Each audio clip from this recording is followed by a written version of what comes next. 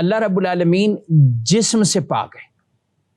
یعنی رب تبارک و تعالی یہ جیسے ایک انسان کا وجود ہے، جسم ہے، اب اس میں آنکھیں بھی ہیں، اس میں ہاتھ بھی ہے، کان بھی ہیں اور زبان بھی ہے، یہ سب کچھ ہے، تو یہ ہم ان اعضاء کے محتاج ہیں۔ رب تبارک و تعالی اعضاء کا محتاج نہیں، اور وہ جسم سے پاک ہے، وہ جسم اور جسمانیات جو کچھ بھی اس کے لوازمات ہیں وہ ان تمام چیزوں سے پاک ہے۔ رب تبارک و تعالی دیکھتا ہے، ان اللہ بصیر بالعباد، اور سمیع بصیر قرآن میں کتنی جگہ فرمایا گیا۔ اللہ سنتا ہے، اللہ دیکھتا ہے،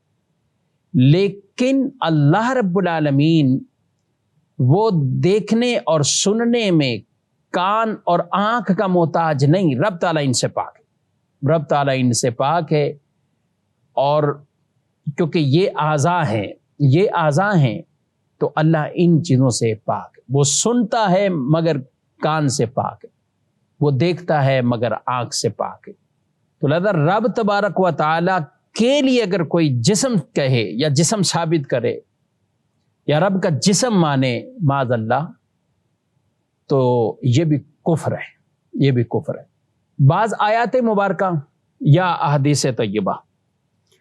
جن کے اندر اس طرح کے کچھ کلمات ہیں کہ جس سے بظاہر آدمی یہ والا مفہوم نکالے، یعنی جیسے ید اللہ فوق ایدیہم، کہ ان کے ہاتھوں پر اللہ کا ہاتھ، ید اللہ، ید من ہاتھ، تو یہاں مراد وہ ہاتھ نہیں، دست قدرت ہے۔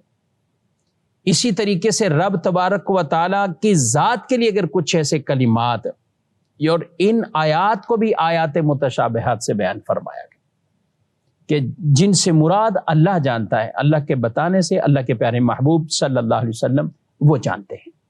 تو اس لیے ان سے یہ چیز نہیں نکالنی کہ رب تبارک و تعالیٰ کے لیے بھی وہ اعضاء ثابت کرنے، ایسا ہرگز نہیں، اور یہ درست بھی نہیں ہے۔